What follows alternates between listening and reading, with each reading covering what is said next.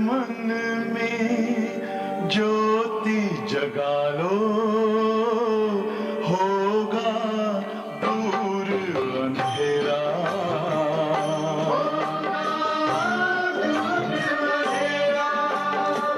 शिव का कर लो ध्यान, आ रहा पावन पुण्य सवेरा।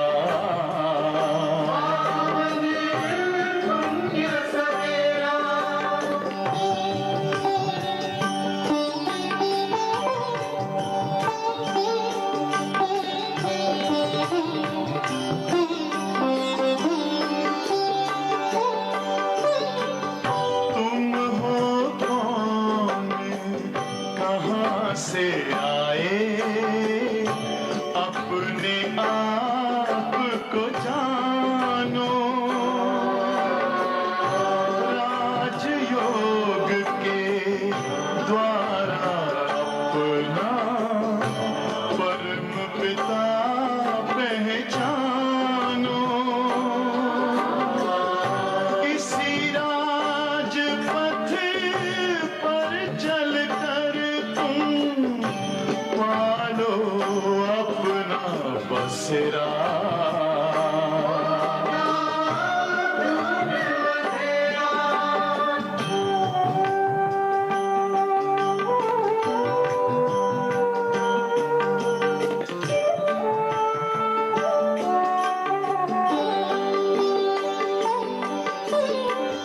तुम हो आत्मा तन से न्यारे, परमात्मा को प्यारे। दिव्य गुणों को धारण करके योगी बनो दुलारे। ज्योति बिंदु ही तोड़ेगा ये माया मोह का घेरा।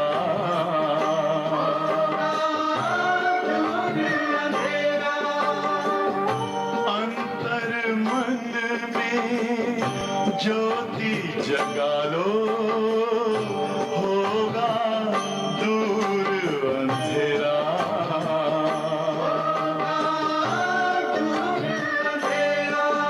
ओम शांति,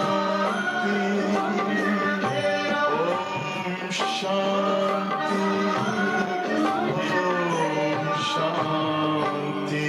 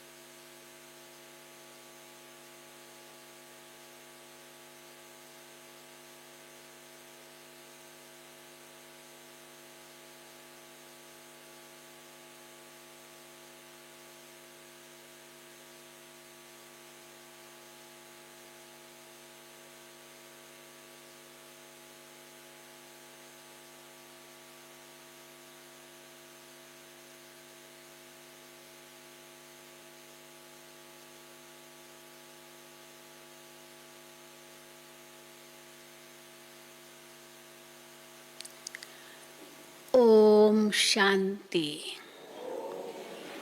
ओम शांति। कल हम सभी ने अव्यक्त बाप दादा की मुरली सुनी। भविष्य में एक धर्म, एक राज्य, लॉ एंड ऑर्डर, कानून और व्यवस्था, ये सारी जो भविष्य में होगी उसका आधार बाबा कहते ये संगम युग है।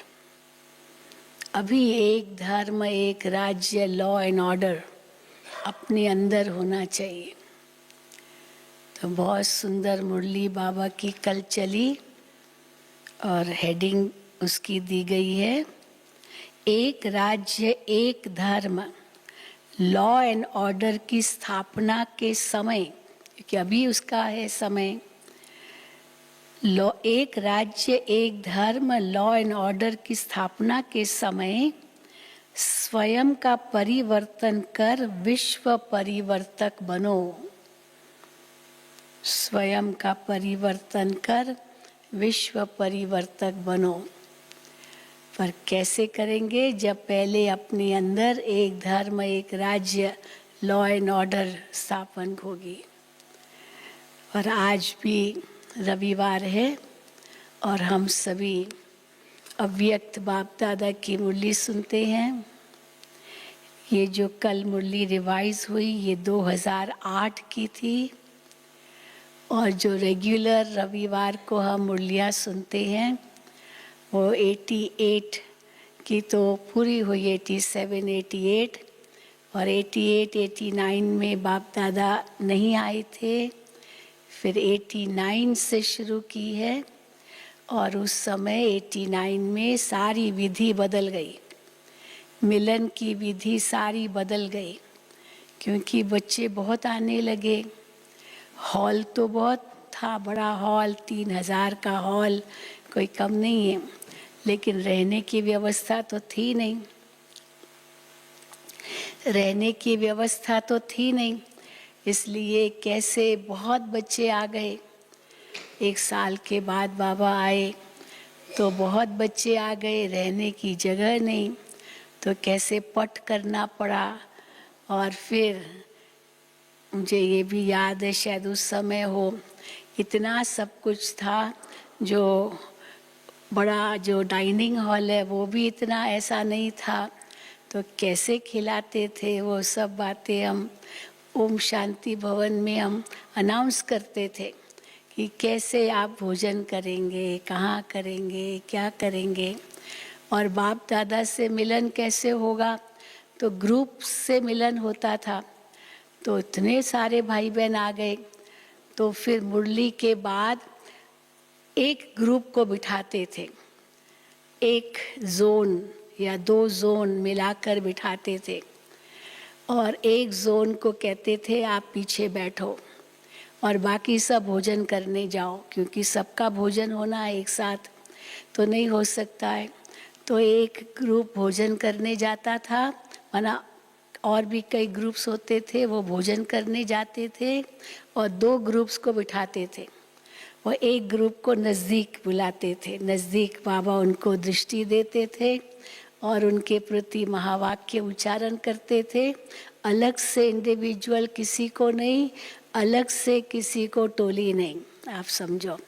और फिर वो जाता था भोजन पर, दूसरा ग्रुप बैठता था और उनको बाबा संबोधित करते थे। तब तक तीसरा ग्रुप आ जाता था, फिर उनको बाबा संबोधित करते थे, दूसरा ग्रुप जाता था भोजन करने। इस प्रकार से सारी व्यवस्था चली।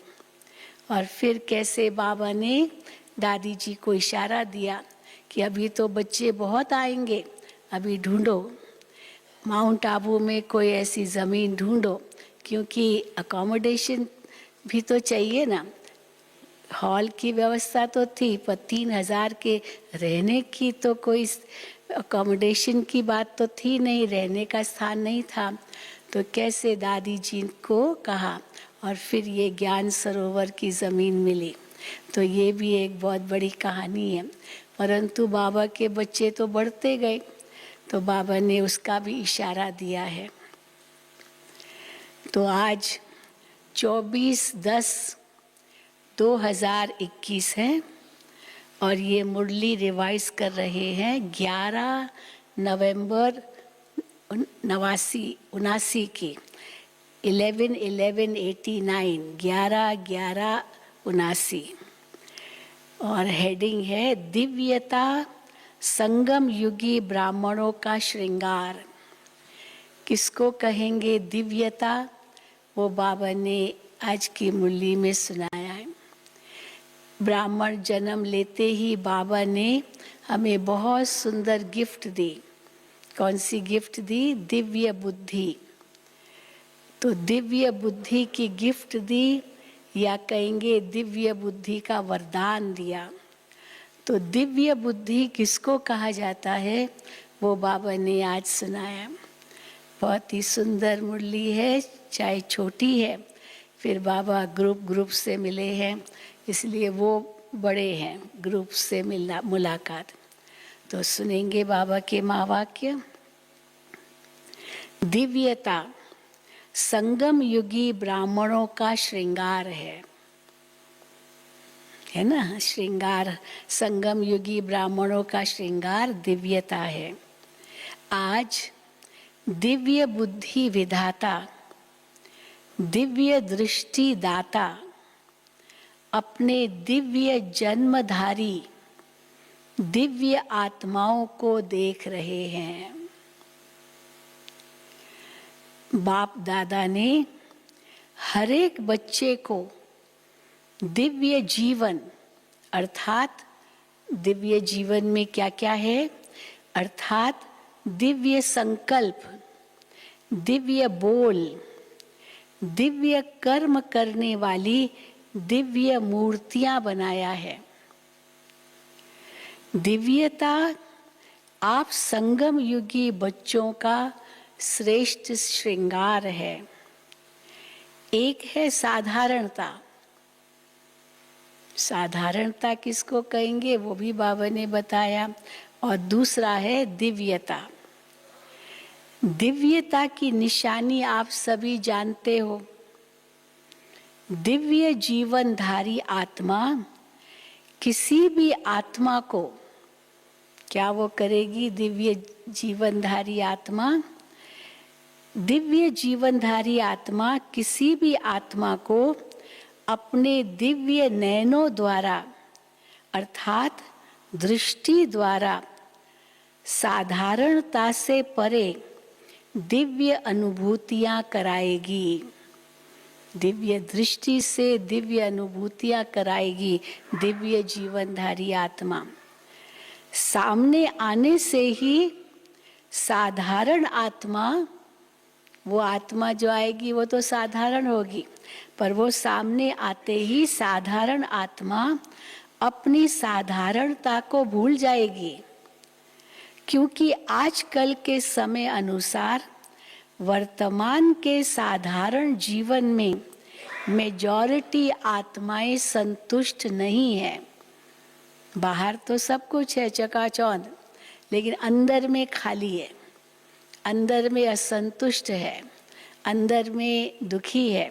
तो इसलिए बाबा कहते हैं क्योंकि आजकल के समय अनुसार वर्तमान के साधारण जीवन से मेजॉरिटी आत्माएं संतुष्ट नहीं हैं। आगे चलकर ये आवाज सुनेंगे कि ये जीवन कोई जीवन नहीं है, जो हम जी रहे हैं जीवन, ये कोई जीवन नहीं है। जीवन में कुछ नवीनता चाहिए। खाली नाच तमाशा, जुआ, शराब, घूमना फिरना, ये सब कोई जीवन। चलो उस समय अल्पकाल का सुख मिला, इंद्रियों का अल्पकाल का सुख, परंतु उसके बाद फिर कितना दुख ही दुख, तो फिर महसूस करते ये तो कोई जीवन नहीं है। तो बाबा कहते हैं जीवन में कुछ नवीनता चाहिए। अलौकिकता, दिव्यता जीवन का विशेष आधार है, ये अनुभव करेंगे। कुछ दिव्यता अंदर चाहिए। ये साधारणता और अश्लीलता, ये गंदगी, ये विकारी जीवन, ये कोई जीवन नहीं है, ये महसूस करेंगे। तो अलौकिकता, दिव्यता जीवन का विशेष आधार है, ये अनुभव करेंगे। कुछ चाहिए, कुछ चाहिए, इस चाहिए की प्यास से चारों ओर ढूंढेंगे। जैसे स्थूल पानी की प्यास में तड़पता हुआ मानव चारों ओर पानी की बूंद के लिए तड़पता है। पानी चाहिए, पानी चाहिए, रेगिस्तान में जाएगा, पानी नहीं, कहाँ से पानी मिलेगा? तो तड़पता है पानी की बूंद के लिए। ऐसे दिव्यता की प्यासी आत्माएं चारों ओर अंजलि लेने के लिए तड़पती हुई दिखाई देगी।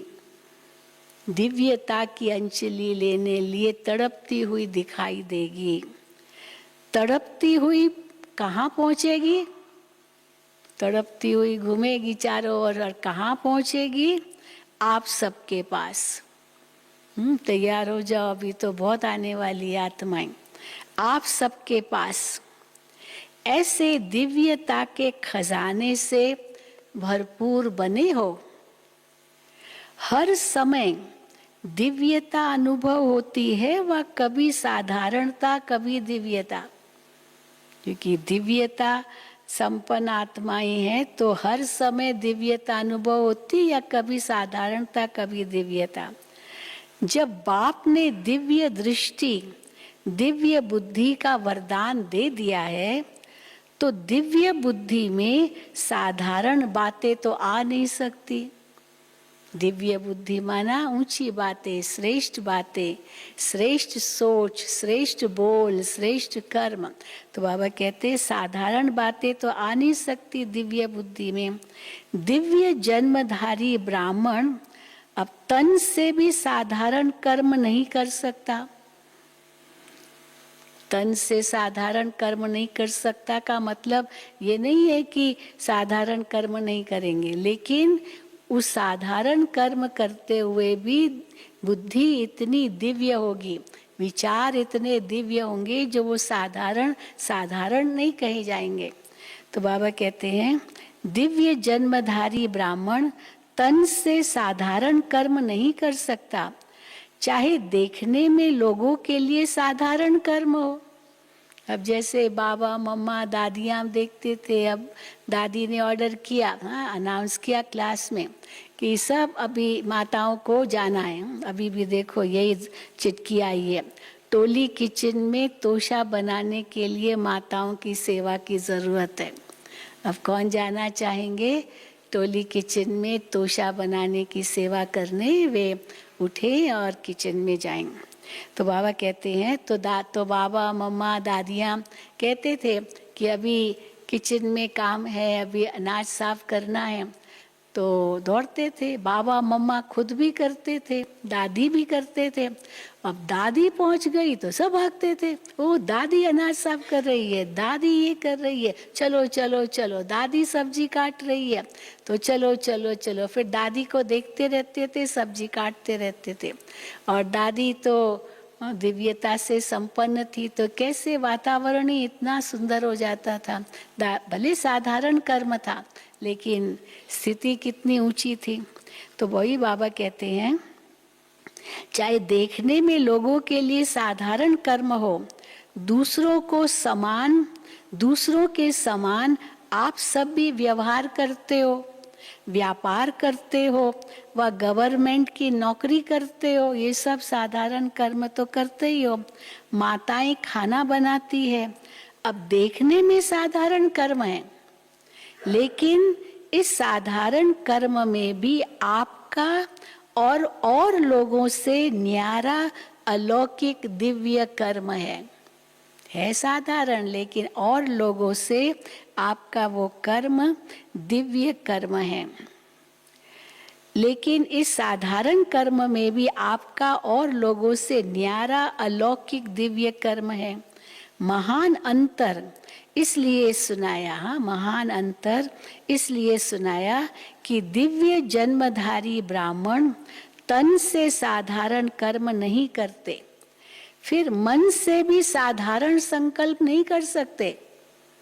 ये नहीं चलो तन से भले साधारण है और सोच ऊंची है, परंतु हर वक्त सोच ऊंची हो। मन से भी साधारण संकल्प नहीं कर सकते, और धन को साधारण रीति से कार्य में नहीं लगा सकते। क्यों? तन मन धन को साधारण रीति से यूज नहीं कर सकते। क्यों? क्योंकि तन मन धन तीनों के ट्रस्टी हो। ये तन भी मेरा नहीं, मन भी मेरा नहीं, धन भी मेरा नहीं, तीनों के ट्रस्टी हो। इसलिए मालिक बाप की श्रीमत के बिना कार्य में नहीं लगा सकते। इसलिए जो भी कार्य करते हो ये केवल कार्य नहीं है, ये बाबा का कार्य है, बाबा का दिया हुआ है, तो वो साधारण कार्य भी दिव्य हो जाता है, जिसको हम इंग्लिश में कहते हैं it is not distribution of work, तुम ये करो ये करो ये करो, ये नहीं, it is dignity of work. हर कार्य महान है क्योंकि भगवान का कार्य है, तो इसलिए भगवान का कार्य है तो कितना महान होगा। इसलिए मालिक बाप की श्रीमत के बिना कार्य में नहीं लगा सकते। हर समय बाप की श्रीमत दिव्य कर्म करने की मिलती है, हर कर्म के लिए बाबा की वो मत श्रीमत मिलती है। इसलिए चेक करो कि सारे दिन में साधारण बोल और कर्म कितना समय रहा, साधारण कर्म और बोल कितना समय रहा, और दिव्य अलौकिक कितना समय रहा हमारे बोल और कर्म। कई बच्चे कहाँ कहाँ बहुत भोले बन जाते हैं। वैसे भोला होना अच्छा है, ये जो चतुराई चालाकी दुनिया की वो हम नहीं जानते, इसीलिए भोला बनना अच्छा है, लेकिन ज्ञान में वो भोलापन नहीं चाहिए जो बाबा कहते हैं। अभी सुनो क्या भोलापन दिखाते हैं। कई बच्चे कहाँ कहाँ बहुत भोले बन जाते हैं, चेक करते हैं लेकिन भोलेपन में चेक करते हैं, अपनी चेकिंग भोलेपन में करते हैं। कैसे?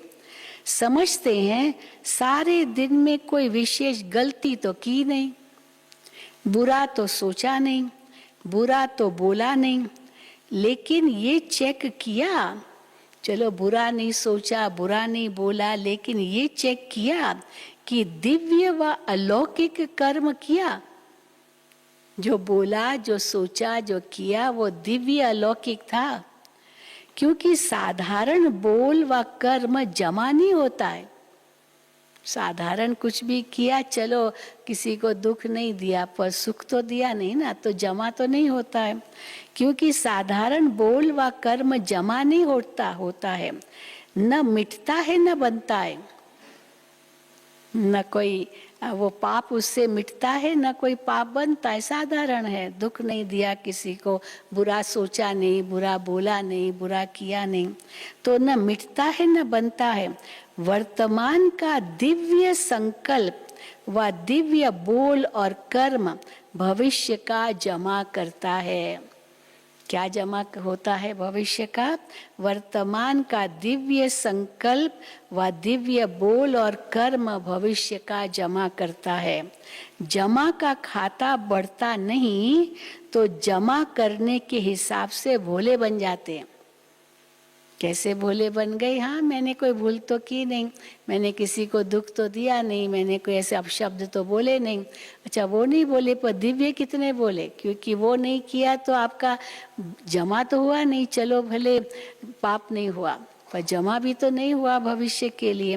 तो जमा का खाता बढ़ता नहीं है तो जमा करने के हिसाब से भोले बन जाते हैं, भविष्य का कुछ भी जमा नहीं करते।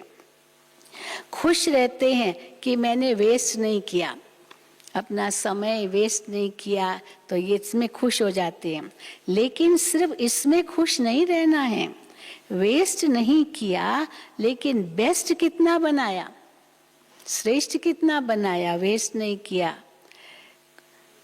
तो खुश रहते हैं कि मैंने वेस्ट नहीं किया, लेकिन सिर्फ इसमें खुश नहीं रहना, वेस्ट नहीं किया लेकिन बेस्ट कितना बनाया।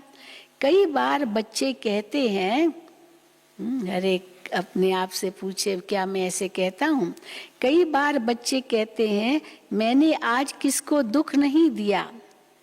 बाबा कहते सो तो ठीक, लेकिन सुख भी दिया, दुख नहीं दिया, इससे वर्तमान तो अच्छा बनाया, क्योंकि कोई गलत काम नहीं किया, दुख नहीं दिया, लेकिन सुख देने से जमा होता है, वो किया या सिर्फ वर्तमान में खुश हो गए कि मैंने कोई बुरा नहीं किया, कोई गलत नहीं किया, कोई को दुख नहीं दिया। तो सुख देने से जमा होता है, तो वो किया या सिर्फ वर्तमान में खुश हो गए? सुखदाता के बच्चे सुख का खाता जमा करते। सिर्फ ये नहीं चेक करो कि दुख नहीं दिया, लेकिन सुख कितना दिया। जो भी संपर्क में आए, मास्टर सुखदाता द्वारा हर कदम में सुख की अनुभूति करे। आप मास्टर सुखदाता हो तो जो भी आपके संपर्क में आए वो आपके संपर्क में आकर के सुख अनुभव करे।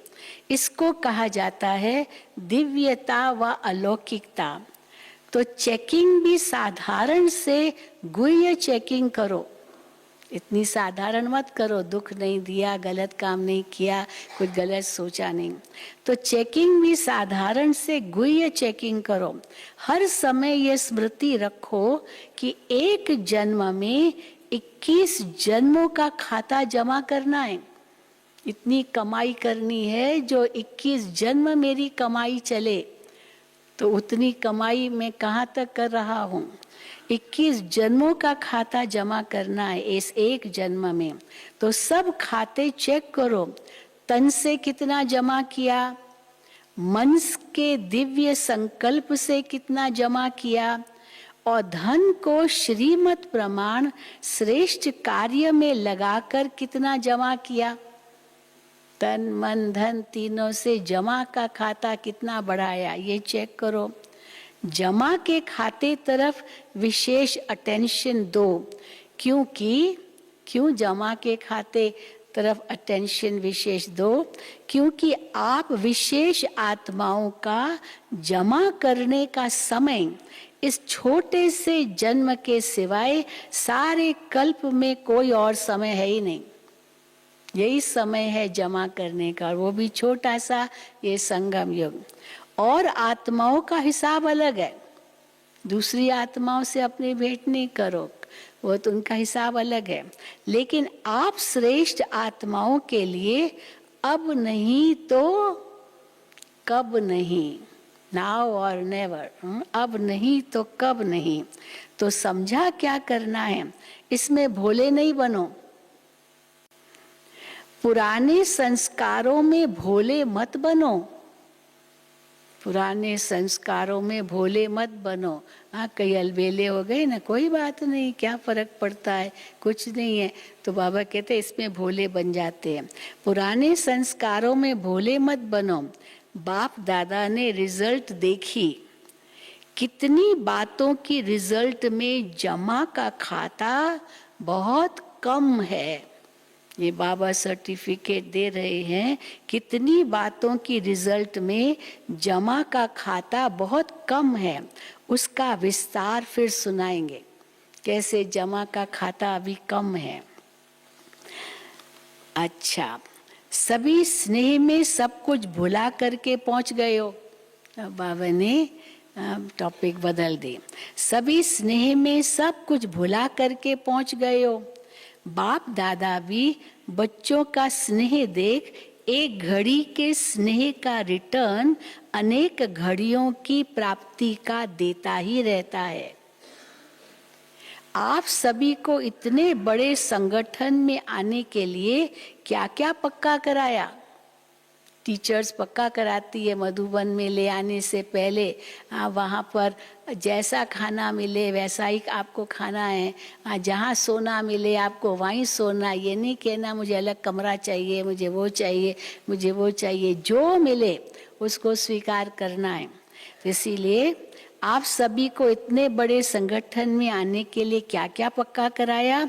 पहले तो पटरानी बनना पड़ेगा, क्योंकि उस समय तो कितना छोटा पांडव भवन और हॉल तो बहुत बड़ा, यहाँ बैठने की बात अलग थी।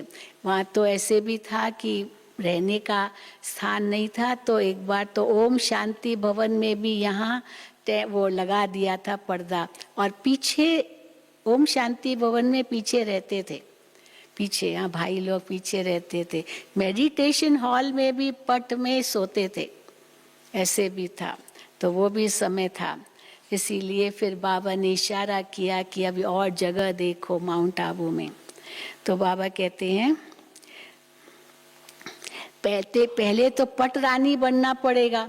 तो दादी जी क्या करते थे, सारे पलंग हटा देते थे और फर्श कर देते थे, माना पट पर सबको सुलाते थे। नहीं तो 4 बेड पड़ेंगे एक कमरे में, अब फर्श कर दिया, पट कर दिया तो 8-10 भी 10-12 भी सो सकते हैं। तो इसीलिए उसमें ज़्यादा अकोमोडेट हो जाए। पहले तो पट रानी बनना पड़ेगा, फिर 4 दिन ही रहना पड़ेगा, इससे ज़्यादा नहीं रखेंगे। अभी भी आते हैं ना, भाई बहनें आते हैं तो कहते हैं हम 2 दिन मधुबन में रहें, 2 दिन रिफ्रेश हो जाएं। हमारे अकोमोडेशन वाले कहते नहीं, 1 ही दिन मिलेगा, बस 1 ही दिन, आज आए हो कल जाना है, क्योंकि फिर दूसरे आएंगे। तो उस समय तो कहते थे 4 दिन ही रहना पड़ेगा, आना जाना ही पड़ेगा। आना जाना माना यहाँ भी कितना, खाना कहाँ, रहना कहाँ, सोना कहाँ, ये सब कितनी बातें होती है। और यहाँ तो चलो फिर भी ठीक है, ज्ञान सरोवर इनसे और बड़ा है, और शांतिवन तो और बड़ा है, कहाँ रहना, कहाँ खाना, कहाँ सोना। तो इसीलिए आना जाना ही पड़ेगा। तो सब बातें सुनते हुए भी स्नेह से पहुँच गए स्नेह में। ये भी अपना लक्ष्य समझो, लकी हो, भाग्यशाली हो जो आप पहुंच गए। जो इतना भी मिल रहा है फिर भी जड़ मूर्तियों के दर्शन के समान खड़े खड़े रात तो नहीं बिताते हो ना। तिरुपति बालाजी में जाइए, 2-2 दिन लाइन में खड़ा रहना पड़ता है दर्शन करने के लिए। तो बाबा कहते हैं वो जड़ मूर्तियों के दर्शन के समान खड़े खड़े रात तो नहीं बिताते हो ना। 3 पैर पृथ्वी तो सबको मिली है ना। यहाँ भी आराम से बैठे हो, ओम शांति भवन तो आराम ही आराम है। जब आगे वृद्धि होगी तो स्वतः ही विधि भी परिवर्तन होती रहेगी। एक विधि तो परिवर्तन हो ही गई, इंडिविजुअल मीटिंग बंद, लेकिन अलग अलग जोन्स के ग्रुप से बाबा मिलते थे, तो इससे भी और विधि बदलती जाएगी। फिर तो अलग अलग ग्रुप से मीटिंग बंद हो गई। बाबा एक ही मुरली के अंदर सबसे मिल लेते थे, सब उठाते थे एक एक जोन को और दृष्टि देते थे और उसमें सुनाते थे। तो बाबा कहते हैं जब आगे वृद्धि होगी तो स्वतः ही विधि भी परिवर्तन होती रहेगी, लेकिन सदैव ये अनुभव करो कि जो भी मिल रहा है वो बहुत अच्छा, खुश रहो, बहुत अच्छा है, क्योंकि वृद्धि तो होनी ही है और परिवर्तन भी होना ही है। तो सभी को आराम से रहना खाना मिल रहा है ना। खाना और सोना 2 चीजें भी चाहिए। माताओं को तो बहुत खुशी होती है, माताएं आती है मधुबन में, बहुत खुश होती है, क्योंकि बना बनाया भोजन यहाँ मिलता है। वहाँ तो बनाओ, भोग लगाओ, फिर खाओ, और यहाँ बना हुआ भोग लगा हुआ भोजन मिलता है, बस आपको खाना है। इसलिए माताओं को तो अच्छा आराम है। वहाँ तो घरों में तो सवेरे उठते ही संकल्प चलता है आज क्या खाना बनाऊं, कौन सी सब्जी है, कौन सी सब्जी लानी है, यहाँ ये नहीं है वो नहीं है, यहाँ तो वो सोचना नहीं है। तो इसलिए माताओं को तो अच्छा आराम है। अच्छा, कुमारों को भी आराम मिलता है, क्योंकि उन्हों के लिए भी बड़ा प्रॉब्लम खाना बनाने का है। अगर अकेले रहते हैं कुमार तो खाना बनाने की प्रॉब्लम होती है। यहाँ तो आराम से बना हुआ भोजन खाया ना। सदैव ऐसे इजी रहो, जिसके संस्कार इजी रहने के होते हैं सहज चलते हैं। हाँ ये नहीं, ये चाहिए वो चाहिए, ये नहीं मिला वो नहीं मिला, ऐसे नहीं सोचते। जो मिला बाबा के घर से स्वीकार करते हैं।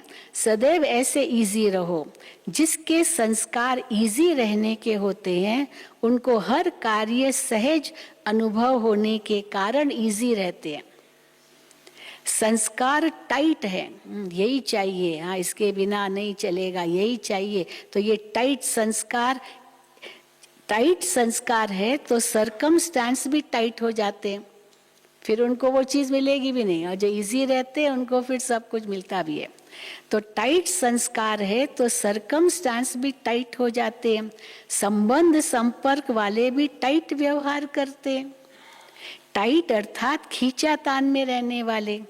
तो सभी ड्रामा के हर दृश्य को देख देख हर्षित रहने वाले हो ना, वह कभी अच्छे बुरे के आकर्षण में आ जाते हो?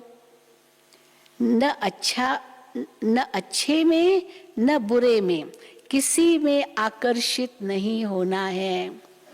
अच्छे में भी आकर्षित नहीं होना है, बुरे में भी आकर्षित नहीं होना है।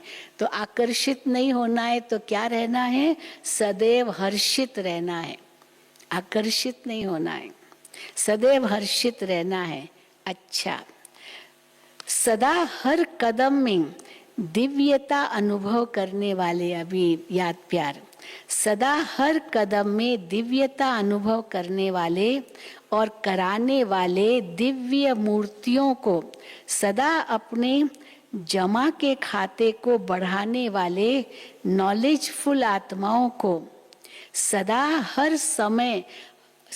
हर समस्या को इजी स्थिति द्वारा इजी पार करने वाले ऐसे समझदार बच्चों को, अनेक आत्माओं के जीवन की प्यास को बुझाने वाले मास्टर ज्ञान सागर श्रेष्ठ आत्माओं को ज्ञान सागर बाप दादा का याद प्यार और नमस्ते। हम रूहानी बच्चों की रूहानी बाप दादा को याद प्यार, गुड मॉर्निंग और नमस्ते। अब मुंबई से बड़ा ग्रुप आया था तो फिर सबको, बाकियों को उठा दिया, मुंबई वालों को आगे बिठाया और बाबा स्टेज से ही सबको दृष्टि देते थे और फिर उस ग्रुप को संबोधन करते थे। बॉम्बे ग्रुप, बॉम्बे निवासी बच्चे सर्व खजानों से संपन्न है ना, सदा अपने को संपन्न आत्मा हूं ऐसे अनुभव करते हो ना। संपन्नता संपूर्णता की निशानी है। संपन्नता संपूर्णता की निशानी है। हाँ, ये भी एक बड़ा टॉपिक है, कैसे संपन्नता संपूर्णता की निशानी है। संपूर्णता की चेकिंग अपनी संपन्नता से कर सकते हो, क्योंकि संपूर्णता माना सर्व खजानों से फुल रहना। जैसे चंद्रमा जब संपन्न होता है तो संपन्नता उसकी संपूर्णता की निशानी होती है। संपन्न होता है, प्रकाश में संपन्न होता है पूर्णमासी के दिन, और फिर संपूर्ण भी होता है। ऐसे नहीं जैसे और दिनों में चंद्रमा होता है तो फुल राउंड और पूरी लाइट सहित। तो जैसे चंद्रमा सब संपन्न, जब संपन्न होता है तो संपन्नता उसकी संपूर्णता की निशानी होती है। इससे और आगे नहीं बढ़ेगा, बस इतनी ही संपूर्णता है। जरा भी किनारी कम नहीं होती है, पूरा गोलाकार है, जरा भी किनारी कम नहीं होती है, संपन्न होता है। तो आप सभी ज्ञान योग धारणा सेवा सभी में संपन्न, इसी को ही संपूर्णता कहा जाता है। इससे जान सकते हो कि संपूर्णता के समीप है या दूर है। ज्ञान योग धारणा सेवा में संपूर्ण है, संपन्न है, तो इससे पता कर सकते हो कि संपूर्णता के समीप है या दूर है। संपन्न हो अर्थात संपूर्णता के समीप हो।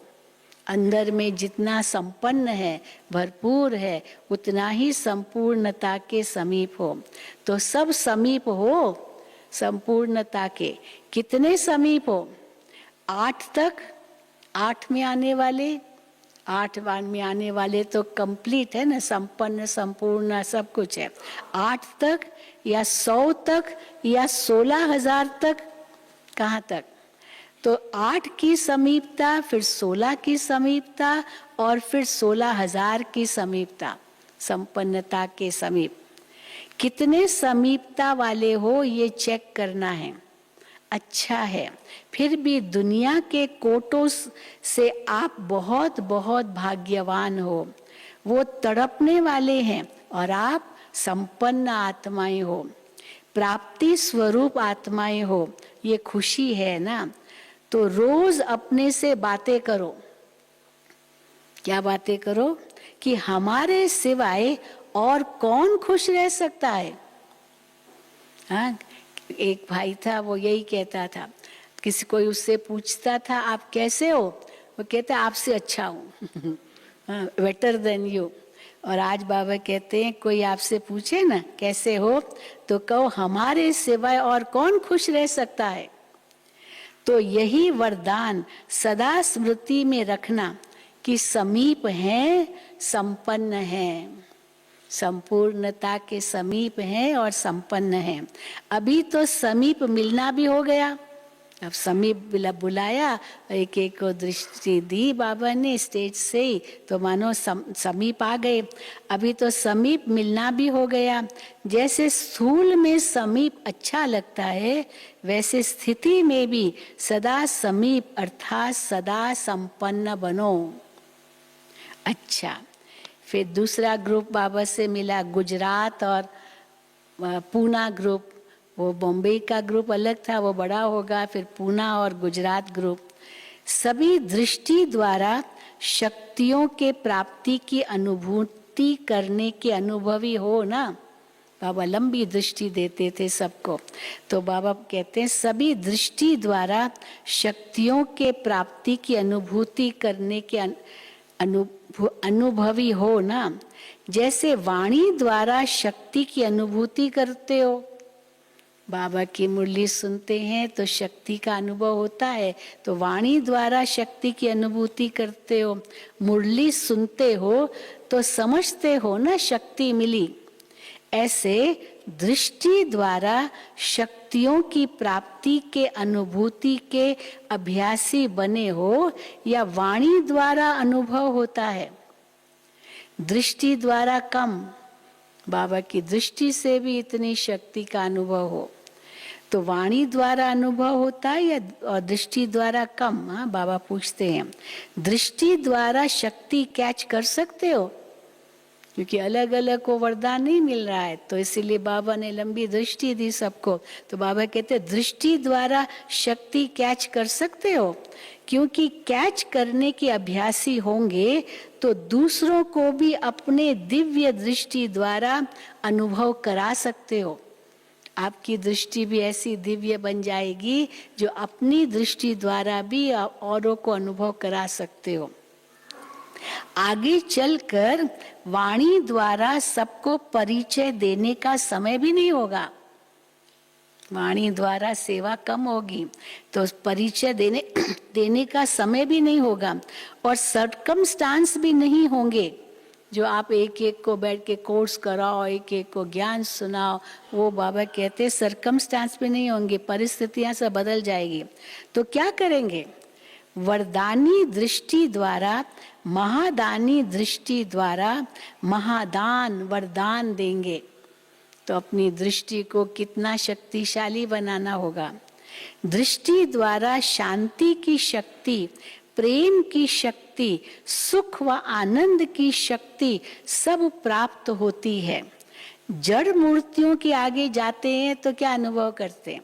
जड़ मूर्तियों के आगे जाते हैं तो जड़ मूर्ति बोलती तो नहीं है ना, फिर भी भक्त आत्माओं को कुछ न कुछ प्राप्ति होती है, तब तो जाते हैं ना। कैसे प्राप्ति होती है? उनके दिव्यता के वाइब्रेशन से, उनके दिव्यता के वाइब्रेशन से, और दिव्य नैनों की दृष्टि को देख वाइब्रेशन लेते हैं। कोई भी देवता या देवी की मूर्ति में विशेष अटेंशन नैनों की तरफ देखेंगे।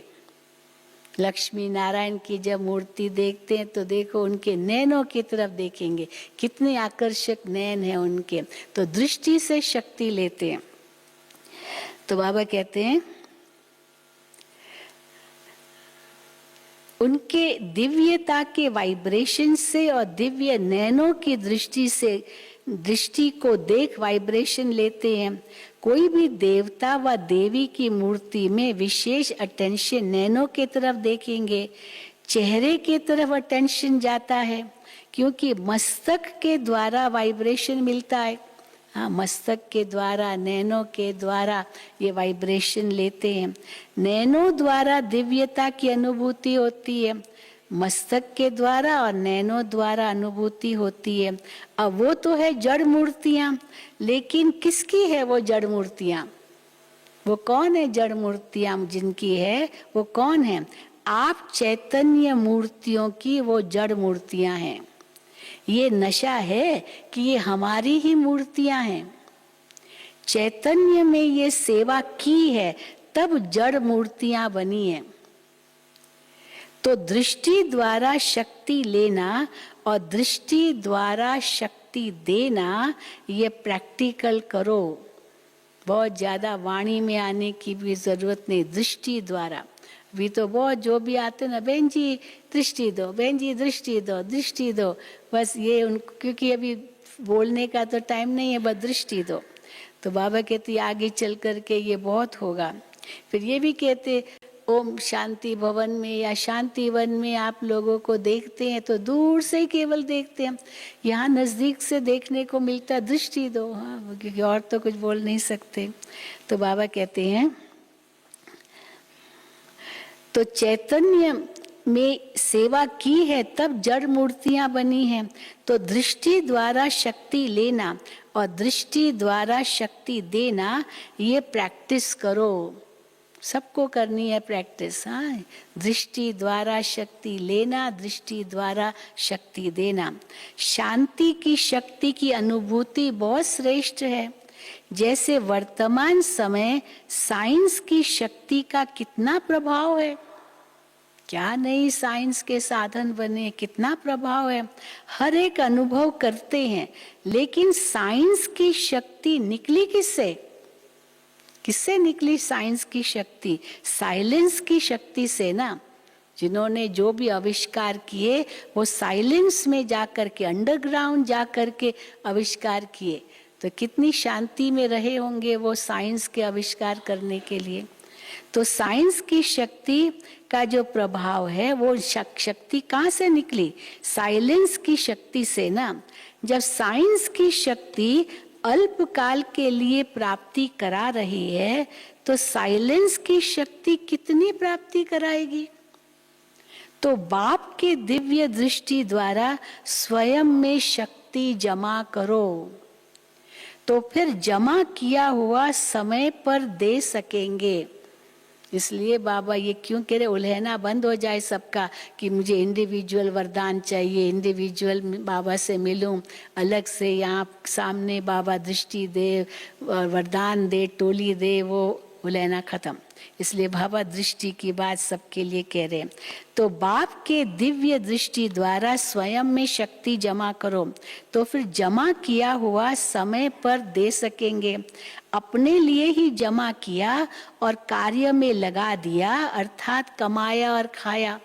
अपने लिए दृष्टि नहीं, पर इतनी शक्ति दृष्टि में हो जो आपकी दृष्टि से अनेकों को शक्ति मिले। तो अगर अपने लिए जमा किया और कार्य में लगा दिया, अर्थात कमाया और खाया, जो कमाते हैं और खा करके खत्म कर देते हैं उनका कभी जमा नहीं होता। और जिसका जमा का खाता नहीं होता उनको क्या होगा? जमा का खाता है ही नहीं। तो जमा का खाता नहीं होता, उसको समय पर धोखा मिलता है, क्योंकि न दुआओं का खाता जमा किया, न अच्छे कर्मों का खाता जमा किया, तो समय पर धोखा खाएंगे। तो उसको समय पर धोखा मिलता है। धोखा मिलेगा तो क्या होगा? दुख की प्राप्ति होगी। ऐसे ही साइलेंस की शक्ति जमा नहीं होगी, दृष्टि के महत्व का अनुभव नहीं होगा, तो लास्ट समय श्रेष्ठ पद प्राप्त करने में धोखा खा लेंगे। फिर दुख होगा, पश्चाताप होगा। इसलिए अभी से बाप की दृष्टि द्वारा प्राप्त हुई शक्तियों को अनुभव करते, जमा करते रहो। बाबा के कमरे में भी हम जाते हैं, बस बाबा की दृष्टि मिलती है, कितनी शक्ति का अनुभव होता है यहाँ दृष्टि से, जबकि वो तो केवल एक चित्र है, लेकिन अनुभूति होती है। तो अभी से बाप की दृष्टि द्वारा प्राप्त हुई शक्तियों को अनुभव करते, जमा करते रहो, तो जमा करना आता है। जमा होने की, हाँ देखो बाबा क्या कहते हैं, जमा होने की निशानी क्या होगी? अब अंदर शक्ति जमा हो रही है, उसकी निशानी क्या होगी? नशा होगा, नारायणी नशा होगा। जैसे साहूकार लोगों के चलने बैठने उठने में नशा दिखाई देता है, और जितना नशा होता है उतनी खुशी होती है। तो ये है रूहानी नशा, जिस्मानी नशा नहीं। जिस्मानी नशा तो नुकसान कारक है, चाहे खाने का, पीने का, सोचने का, वो सब नुकसान कारक है। कोई शराब पी ले तो उसकी भी आंखें नशीली होती है, पर वो तो नशीली आंखें क्या करेगी? शरीर को नुकसान पहुंचाएगी। तो इसलिए वो नशा नहीं, लेकिन बाबा कहते रूहानी नशा। इस नशे में रहने से खुशी स्वतः होगी। खुशी ही जन्म सिद्ध अधिकार है। सदा खुशी की झलक से औरों को भी रूहानी झलक दिखाने वाले बनो। इसी वरदान को सदा स्मृति में रखना। कुछ भी हो जाए, बहुत बड़ी बात बाबा कह रहे हैं, कुछ भी हो जाए खुशी के वरदान को खोना नहीं। समस्या आएगी और जाएगी, लेकिन खुशी नहीं जाए, क्योंकि खुशी हमारी चीज है। समस्या तो परिस्थिति है, वो पराई चीज है, परिस्थिति है, दूसरे के तरफ से आई है वो परिस्थिति। अपनी चीज को तो सदा साथ रखते हैं ना। पराई चीज तो आएगी भी और जाएगी भी। परिस्थिति माया की है, अपनी नहीं है। अपनी चीज को खोना नहीं होता है, तो खुशी को खोना नहीं, खुशी को खोना नहीं। चाहे ये शरीर भी चला जाए, शरीर भी चला जाए, लेकिन खुशी न जाए। ठीक है ना?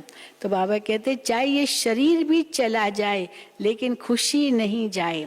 खुशी से शरीर भी जाएगा। मान लो आप खुशी में हो उस समय और शरीर जाएगा, तो बाबा कहते हैं तो बढ़िया शरीर दूसरा मिलेगा, क्योंकि खुशी में गए तो शरीर भी बढ़िया मिलेगा। पुराना जाएगा, नया मिलेगा। तो गुजरात और महाराष्ट्र वाले इस महानता में सदा रहना, खुशी में महान बनना है। अच्छा, फिर उसके बाद आंध्र प्रदेश और कर्नाटक ग्रुप को बाबा ने आगे बिठाया। अब फिर दृष्टि दी लंबी। इस ड्रामा के अंदर विशेष पार्ट बजाने वाली विशेष आत्माएं हैं, ऐसा अनुभव करते हो। जब अपने को विशेष आत्मा समझते हैं तो क्या होगा? जब हम अपने को विशेष आत्मा समझते हैं तो बनाने वाला बाप स्वतः याद रहता है। याद सहज लगती है, क्योंकि संबंध याद का आधार है। संबंध याद का आधार है। जहाँ संबंध है वहाँ याद जरूर होगी। जहाँ संबंध होता है वहाँ याद स्वतः सहज हो जाती है। जब सर्व संबंध एक बाप से हो गए तो और कोई रहा ही नहीं। एक बाप सर्व संबंधी है। इस वृत्ति से सहयोगी बन गए, इस वृत्ति से सहज योगी बन गए। कभी मुश्किल तो नहीं लगता। अब जब माया का वार होता है तब मुश्किल लगता है। बच्चों ने कहा नहीं लगता, पर बाबा ने फिर ध्यान खिंचवाया, जब माया का वार लगता है तब मुश्किल लगता है। माया को सदा के लिए विदाई देने वाले बनो। जब माया को विदाई देंगे तब बाप की बधाइयाँ बहुत आगे बढ़ाएगी। माया को विदाई देंगे तो बाप की बधाइयाँ बहुत आगे बढ़ाएगी। भक्ति मार्ग में कितनी बार मांगा कि दुआएं दो, ब्लेसिंग दो, लेकिन अभी बाप से ब्लेसिंग लेने का सहज साधन बता दिया। कैसे लेंगे बाबा से ब्लेसिंग? कैसे लेंगे? जितना माया को विदाई देंगे उतनी ब्लेसिंग स्वतः मिलेगी। परमात्म दुआएं एक जन्म नहीं, केवल एक जन्म की ब्लेसिंग नहीं है। परमात्म दुआएं एक जन्म नहीं लेकिन अनेक जन्म श्रेष्ठ बनाती है। सदा ये स्मृति में रखना कि हम हर कदम में बाप की, ब्राह्मण परिवार की दुआएं लेते सहज उड़ते चले। ड्रामा में विशेष आत्माएं हो, विशेष कर्म कर अनेक जन्मों के लिए विशेष पाठ बजाने वाले हो, साधारण कर्म नहीं विशेष कर्म, विशेष संकल्प और विशेष बोल हो, सब कुछ विशेष हो। तो आंध्र प्रदेश वाले विशेष सेवा यही करो कि अपने श्रेष्ठ कर्मों द्वारा, अपने श्रेष्ठ परिवर्तन द्वारा अनेक आत्माओं को परिवर्तन करो। अपने को आईना बनाओ। ये सबके लिए ना, केवल उनके लिए नहीं, सबके लिए। बाबा तो सबके लिए कहते, पर वो आत्माएं सामने थी। अपने को आईना बनाओ और आपके आईने में बाप दिखाई दे। हम आईना बने और हमारे आईने में बाप दिखाई दे, ऐसी विशेष सेवा करो। तो यही याद रखना कि मैं दिव्य आईना हूँ। सुना, क्या याद रखना है? मैं दिव्य आईना हूँ, मुझ आईने द्वारा बाप ही दिखाई दे।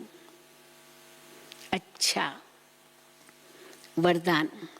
सदा एक रस स्थिति के तख्त पर विराजमान रहने वाले बाप दादा के दिल तख्त नशीन भव। बाप दादा का दिल तख्त नशीन कैसे बनेंगे? वो बाबा के वरदान में है। सदा एक रस स्थिति के तख्त पर विराजमान रहने वाले बाप दादा के दिल तख्त नशीन भव। सभी से श्रेष्ठ तख्त बाप दादा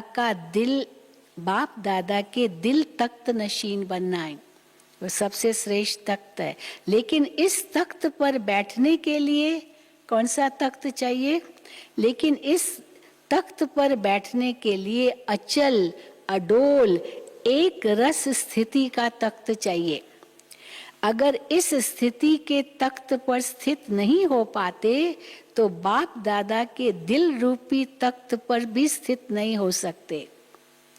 इसके लिए फिर क्या करो? अचल अडोल स्थिति रहे एक रस। तो उसके लिए अपने भ्रकुटी के तख्त पर अकाल मूर्त बन स्थित हो जाओ। इस तख्त से बार बार डगमग न हो तो बाप दादा के दिल तख्त पर विराजमान हो सकेंगे। स्लोगन। शुभ चिंतन द्वारा नेगेटिव को पॉजिटिव में परिवर्तन करो। शुभ चिंतन द्वारा नेगेटिव को पॉजिटिव में परिवर्तन करो। अच्छा, ओम शांति, ओम शांति, ओम शांति। चलो बाबा को याद करेंगे।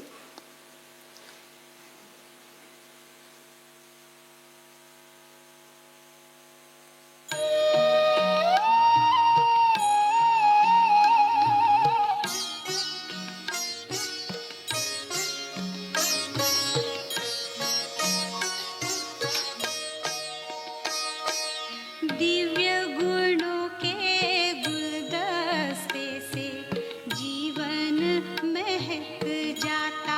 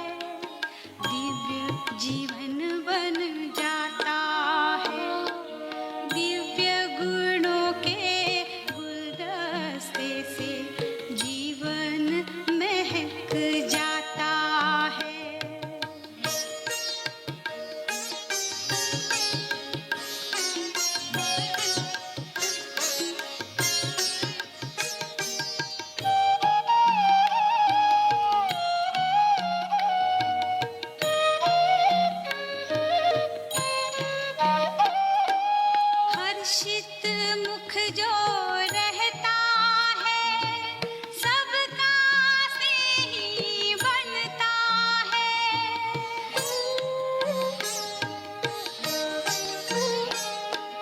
खुशियों से खिला रहता चेहरा अतीन्द्रिय सुख वो पाता है। सहयोग सभी का मिलता उसको प्रभु पसंद बन जाता है। प्रभु पसंद बन जाता है। दिव्य गुणों के गुलदस्ते से जीवन महक जाता है। सद्गुणों के श्रृंगार से दिव्य जीवन बन जाता है। दिव्य जीवन बन जाता है। दिव्य गुणों के गुलदस्ते से जीवन महक जाता है।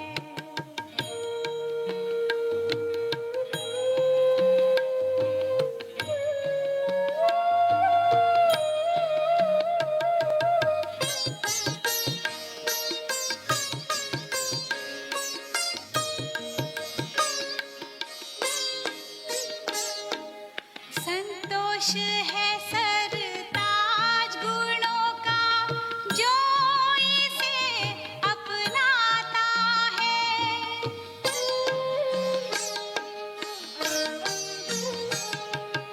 अनमोल खजाने का वो मालिक महादानी बन जाता है। मधुर शीतल निर्माण चित्त संतुलित जीवन बनाता है। हंस समान मोती चुगकर जीवन सफल बनाता है। जीवन सफल बनाता है। दिव्य गुणों के गुलदस्ते से जीवन महक जाता है। दिव्य गुणों के गुलदस्ते से जीवन महक जाता है। सद्गुणों के श्रृंगार से दिव्य जीवन बन जाता है। दिव्य जीवन बन जाता है। सद्गुणों के श्रृंगार से दिव्य जीवन बन जाता है। दिव्य जीवन बन जाता